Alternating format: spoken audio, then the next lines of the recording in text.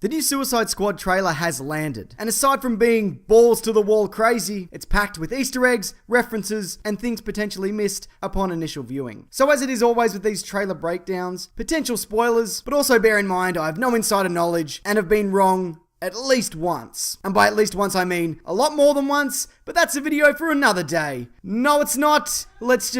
What am I doing? Let's just do the thing that this is. Okay, why not kick things off with Katana, a character we've recently seen in the unconnected DC television universe. Her powers revolve around an ancient sword that has the ability to absorb the souls of those it kills. We actually see this happening at one point, meaning we're getting something in the DC cinematic universe we haven't seen before. Magic, but more on that later. Aside from El Diablo and a really awesome Jai Courtney, Slipknot makes an appearance, punching a woman. Seeing as there aren't a lot of shots with him and the entire team, I'd say it's very likely that he's the team member who's made an example of. The Suicide Squad are very much like the Expendables in that their lives are considered worthless. Except they're much more interesting, are death row inmates, and don't have fancy little hats. In some versions they have bombs in their heads to stop them going rogue, and maybe we'll see that. But like I said, I imagine that the reason Slipknot is barely seen is because he gets wiped out pretty early on. Also, his powers revolve around being good at ropes, and that seems unnecessary. A scout could do that, and they have slightly less ridiculous outfits.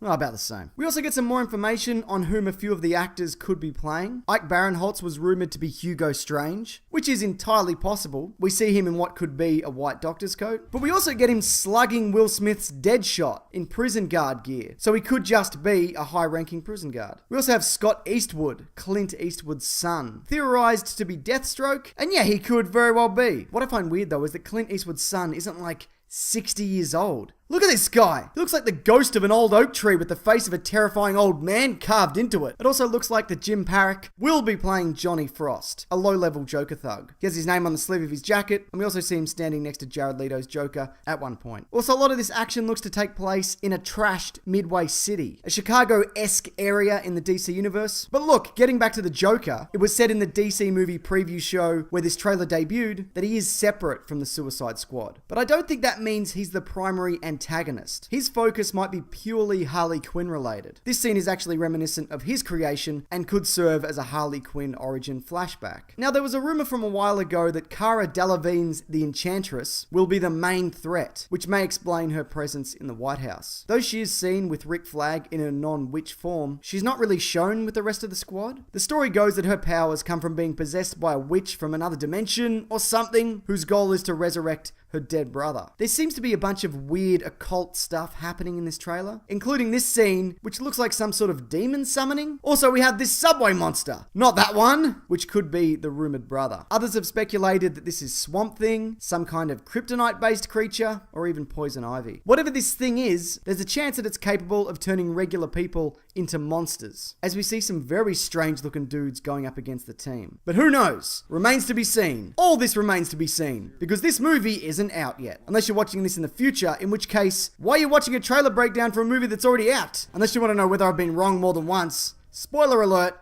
I have. Thanks everyone. Now if you are interested, feel free to subscribe if you want, because there's some other videos here that you might like, including some other trailer breakdowns, including Deadpool, Ninja Turtles, Batman v Superman, a whole lot. And there's also one on deleted scenes from The Force Awakens. Also I have a podcast called The Weekly Planet that's out every Monday. And on the next episode, we'll be breaking down all the new DC news that we just got. All that's linked right there and also below. But is there anything of note that I've missed from this trailer? And do you have any thoughts on what's up with this subway monster? If you have anything to add, please feel free to leave it in the comments. Alright, thanks everyone.